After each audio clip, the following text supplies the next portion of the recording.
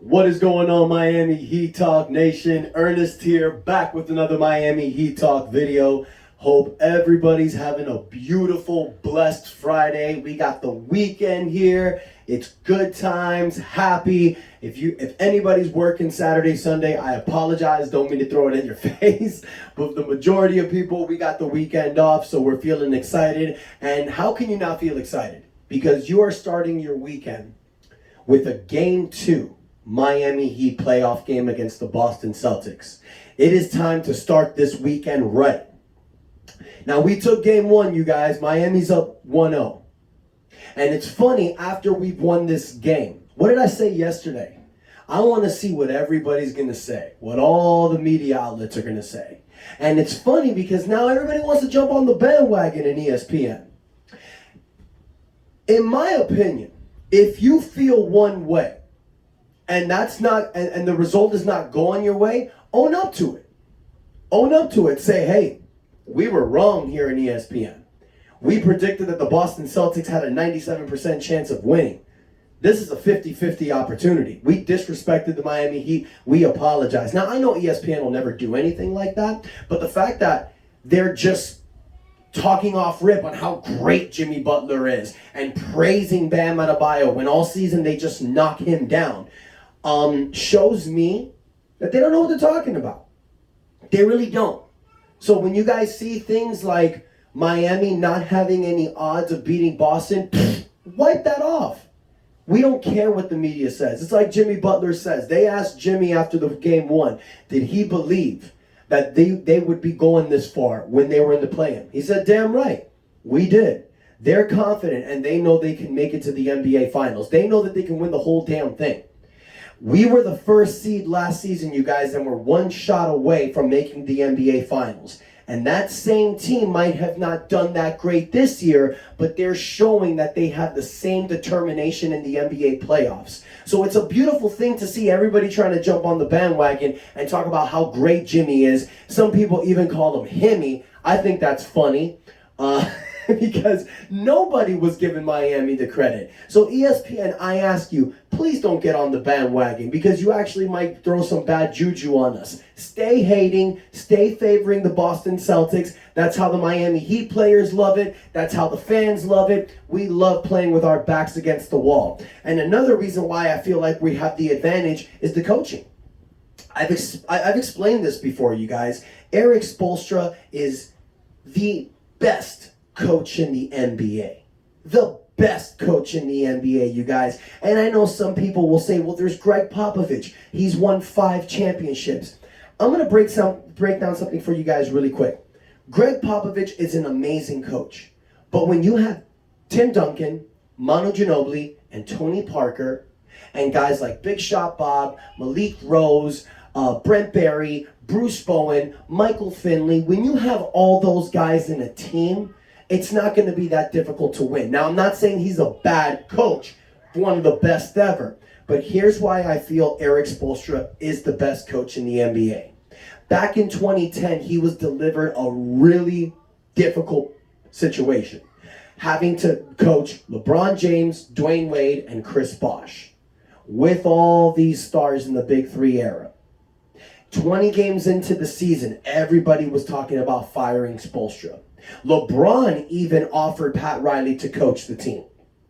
Pat Riley never flinched. He believed in Erik Spoelstra. Spolstra won back-to-back championships with this Miami Heat. But you know what? A lot of people could think any monkey can win championships when you have LeBron, Wade, and Bosh. That didn't cement his legacy. What cemented Spolstra's legacy in this Miami Heat culture was after the Big Three era. Was taking the 2016 Miami Heat team to one game from the Eastern Conference Finals with Chris Bosh and Hassan Whiteside out. The next season, we were 11-30, tanking basically. Everybody says tank, get a top prospect pick. What did we do? Did we bat an eye? No. Erik Spoelstra took a team with Dion Waiters, Hassan Whiteside, Justice Winslow, James Johnson, Goran Dragic, Rodney McGruder, Okoro White, Wayne Ellington, Josh Richardson, They won 30 and 11 games in the second half of the season and did their job to win their way into the playoffs. But because of a victory from Chicago at the last game, they missed their opportunity. Had that been this year with that Miami Heat team, that team would have gone far in the play-in. They probably would have won a series or two. Just saying. But then after that, you get Dwayne Wade, he leaves, you get a quick little playoff exit run. People aren't giving you that much respect anymore. But then 2019 comes around. You bring this guy, Jimmy Butler.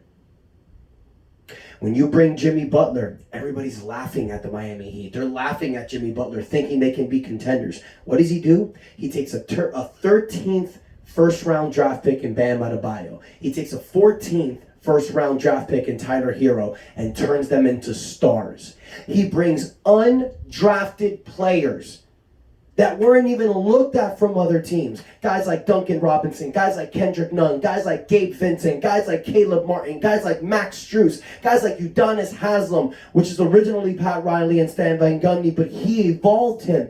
Erik Spoelstra knows, you guys, how to get the best out of his players. And you saw it in game one. The team was down by 12 points in the second quarter. Spolstra did not bat an eye. He has these guys ready and prepared to fight. And that's not something I see Joe Mazzulla doing. No knock on the Boston Celtics. They're an incredible team. But they're incredible players. They're a not incredibly coached team. That is my opinion, and you saw it in game one.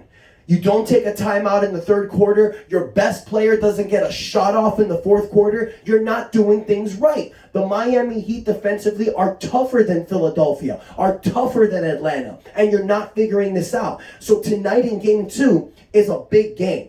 We're going to see if Joe Mazzulla is ready to put on his big boy coaching pants. Because on the other side, you're playing against the best coach in the NBA. You're playing against the guy who sets the best setups, the best lineups. Maybe not the best lineups, but he does the best with what he's given.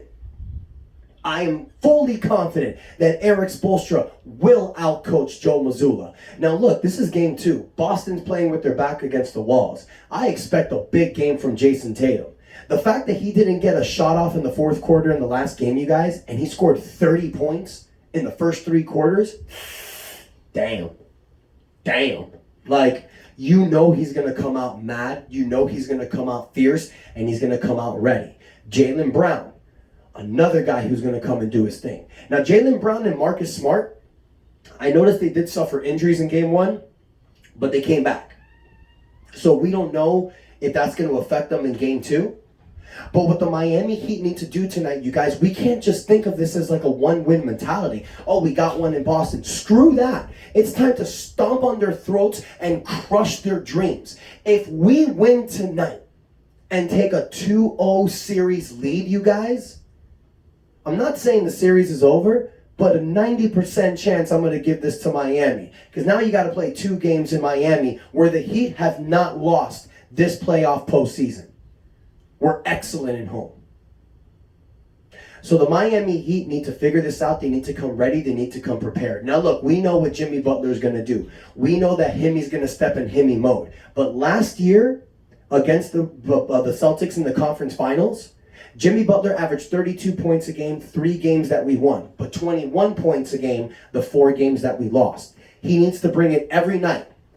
I am seeing a completely different Jimmy Butler this postseason from last postseason. Last postseason, you saw these moments where he would step up. In Game 6 against Boston, when we were down 3-2. There were certain games last postseason where Jimmy put on that cape. Damn it, it feels like almost every game this postseason, he's doing it. He's at peak mode. He's ready. He's confident. I know Jimmy Butler, Himmy, is going to go out there and is going to be amazing. But in order for us to win, you guys, we need the same production from our players in game 1. Because look, even though we beat Boston, they scored 116 points. They had double-digit scoring from 6 of their players.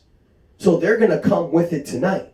So our shooters have got to step up. Kevin Love, Max Strus, Caleb Martin, Kyle Lowry, Duncan Robinson. These are the 5 guys that can knock down big shots. And we need them to step the hell up. Gabe Vincent is finally back from that struggle. But 15 points, he can do better than that. I know it. but his defense takes over that as well. So I love what Gabe Vincent brings into the table. But Bam Adebayo, you guys, I know I've said this many times in the past, but Bam Adebayo is the most important player for this Miami Heat team. Because if Jimmy goes out there, scores 35 points and did what he did in game 1, but Bam Adebayo gives you that lackluster 10 points and 8 rebound outing, we're not going to win.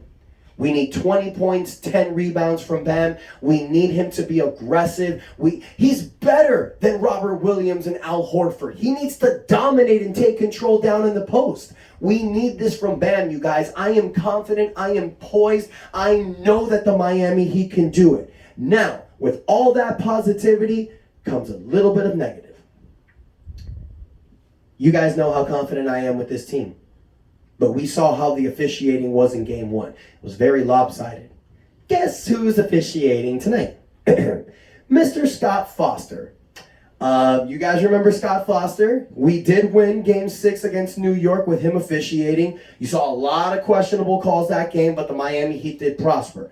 So look for something similar tonight, you guys. I will not be shocked. I know this is going to happen. The calls are going to go to Boston. The NBA does not want to see Miami sweep this series. I know that the NBA wants the Celtics against the Lakers in the finals. That is what the NBA wants. But Denver and Miami's not going to let that happen. They're too good. So what the Heat need to do, the Heat need to be prepared.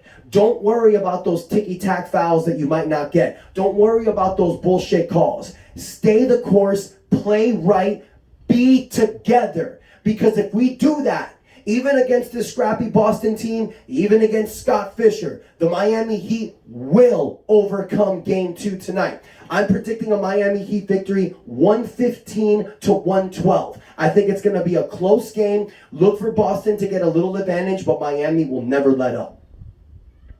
I'm confident. I know we can do it. So let me know what you guys think in the comments. Do you believe, just like me, that we will pull off game 2? Or do you think chances are Boston will win this game? Let me know your score prediction in the comments, you guys. Don't forget to hit the like button. But most importantly, help your boy out. Subscribe to this channel. Love you guys. Thank you for the support. And next time, it's your boy Ernest out. That's enough said.